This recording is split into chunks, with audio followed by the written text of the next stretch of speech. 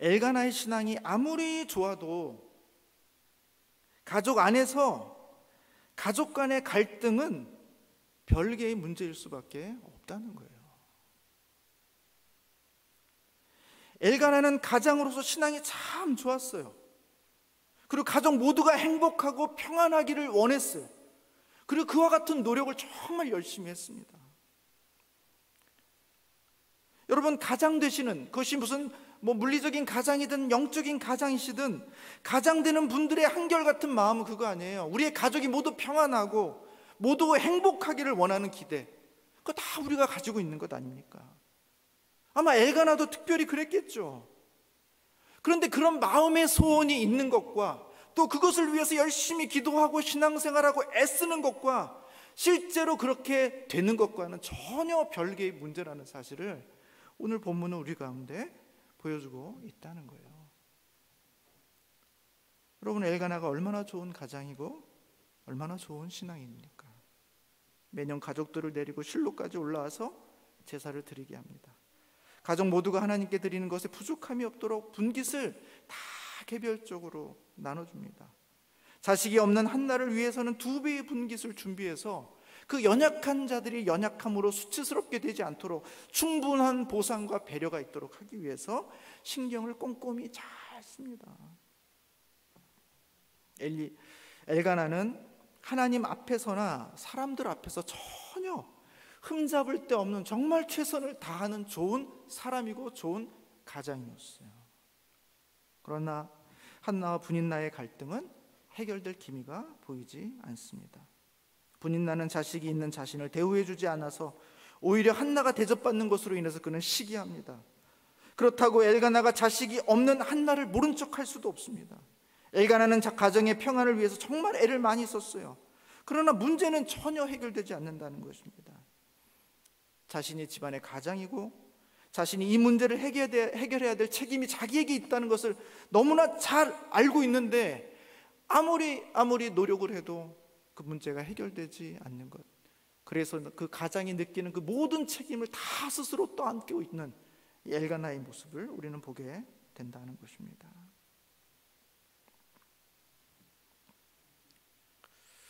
여러분, 제가 얼마 전에 한 드라마를 봤습니다. 제가 드라마 얘기를 늘 설교 때 해가지고 제가 늘 드라마만 보는 사람으로 이렇게 오해하실 수도 있는데 최근에 코로나 때문에 조금 많이 본 건 사실입니다. 그 드라마에 보면 산부인과 의사가 아이를 유산한 한 여성을 진료하는 장면이 나옵니다. 여인은 유산이 의심되었기 때문에, 안 그래도 지금 유산된 것 같은 그런 불안함 때문에 의사를 만나서 초음파를 찍고 그 결과를 지금 의사에게 듣고 있어요. 긴장과 불안 속에서 의사의 표정을 읽고 의사의 말에 귀를 기울입니다. 의사는 초음파 검사 결과를 모니터로 보면서 너무나 덤덤하게 아기가 유산되었다는 사실을 그 여인에게 알려줍니다. 아기가 임신 몇 주 만에 유산이 되었고 왜 유산이 되었는지 그 이유도 설명해 줍니다. 그리고 그 원인이 개선되기 위해서는 어떤 처방을 받아야 하는지 정말 별 감정 없이, 의사는 전혀 무슨 감정이 없이 그냥 그렇게 무정하게 그 환자에게 이야기를 합니다.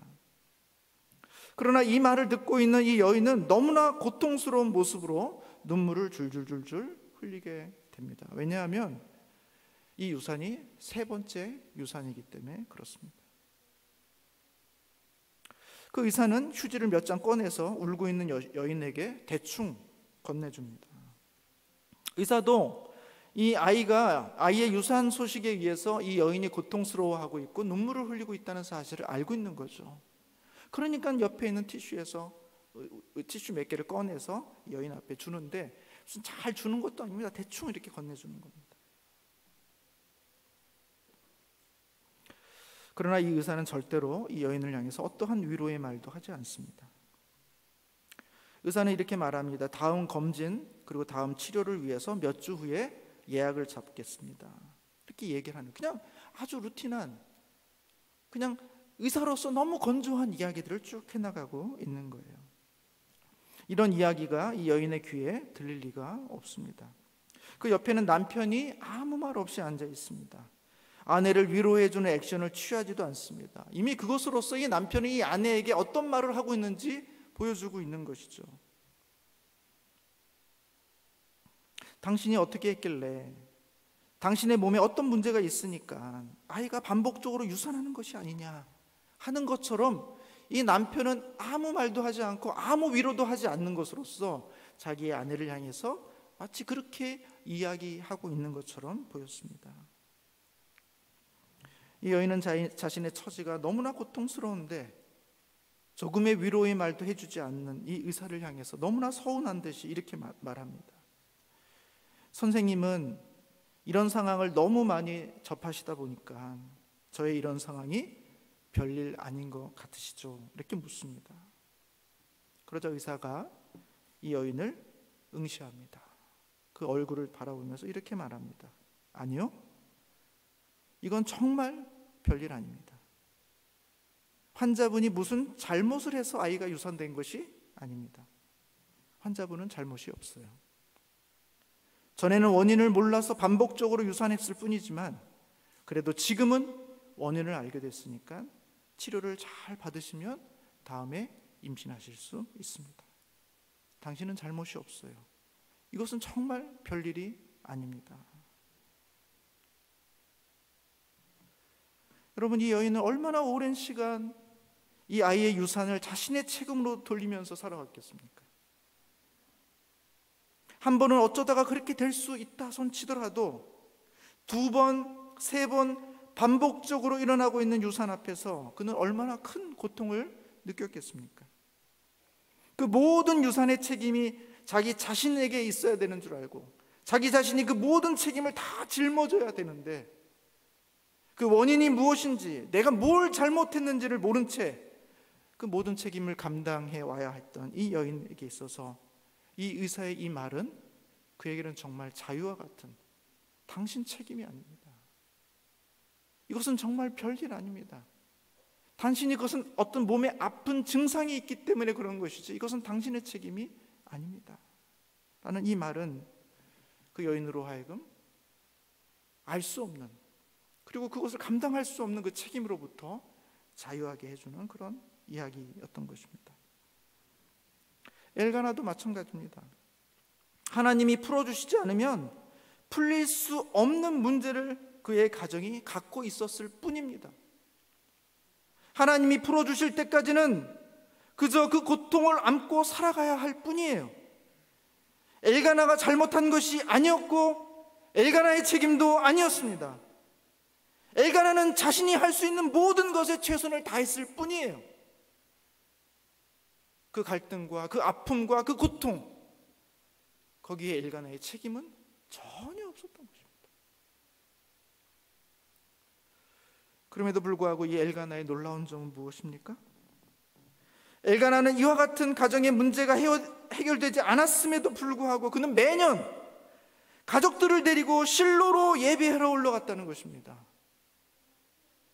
몇 년 올라가서 해결되면은 기쁨으로도 올라갈 텐데 전혀 이 문제가 해결되고 있지 않음에도 불구하고 그는 단 한 해도 놓치지 않고 매년 가족들을 데리고 실로에 올라가서 하나님 앞에 예배를 드렸다는 거예요. 그리고 매년 제사를 드리러 올라갈 때마다 그 큰 고통과 갈등이 증폭되지 않습니까? 그 분깃을 나눠주는 것 때문에 분인나가 한나를 시기하고 한나는 그것으로 인해서 마음의 격동을 얻어서 울고 먹지 않는 그 치열한 싸움을 매번 경험하는데 그럼에도 불구하고 이 엘가나는 가족 모두를 데리고 실로로 올라가서 예배를 드렸다는 것입니다. 엘가나는 하나님께 드리는 제사, 하나님께 드리는 이 예배를 포기하지 않았다는 것입니다. 문제가 해결되지 않았는데도,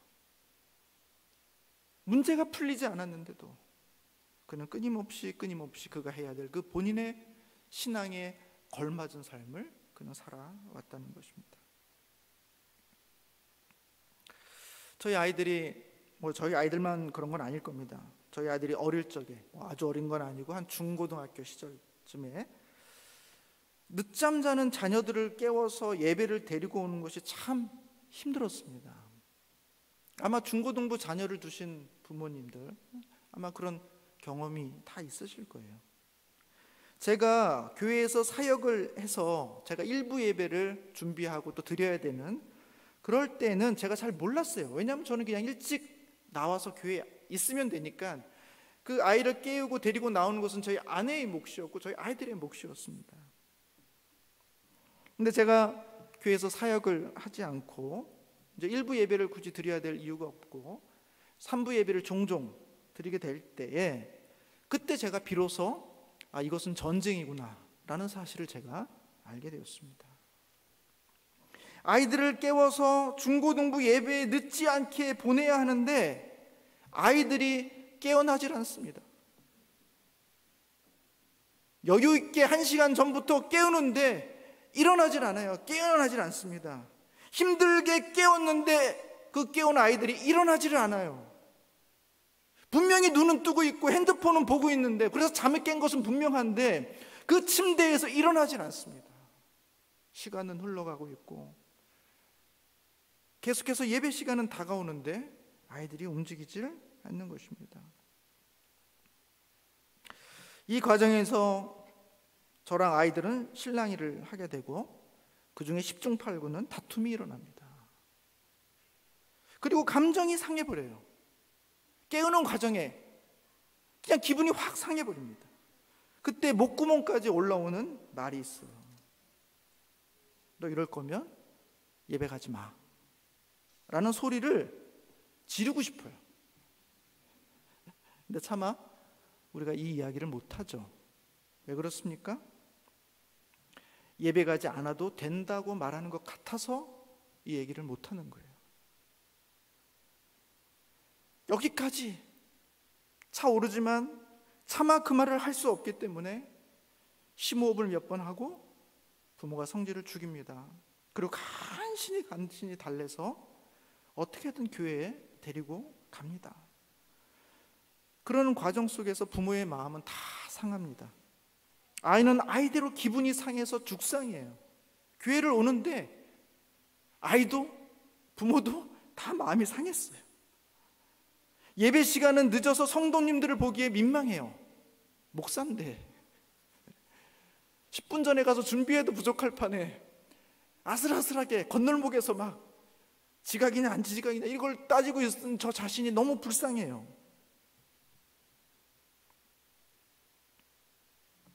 그리고 어떻게든 아이들을 보내고 예배당에 앉아 있으면 내가 왜 여기 와 있나 하는 그런 생각을 하게 됩니다. 그런데 그런 싸움을 매주 한다는 것입니다. 매주. 왜죠? 포기를 못하니까요. 이 싸움을 포기하면 내 마음이 편하고 좋을 것 같은데 우리 가족, 우리 자녀들의 신앙이 어떻게 될까 봐 걱정이 되어서 그 싸움을 포기하지 못하는 거예요. 내가 교회 안 가고 내 자녀들도 교회 안 데리고 오면 해결될 문제예요. 주일 아침은 정말 평화롭고 좋습니다. 그러나 그럴 수가 없는 거예요. 나나 내 가족이나 내 자녀들의 신앙은 포기를 못하기 때문에 싸우면서도 교회로, 싸우면서도 예배로 데리고 오는 것입니다. 그리고 그런 기대와 소망을 갖는 것이죠. 하나님께서 언젠가 이 아무개를 만나 주시겠지.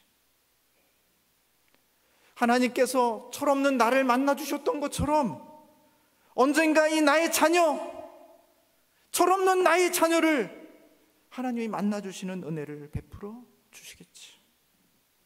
그때까지 포기하지 말자.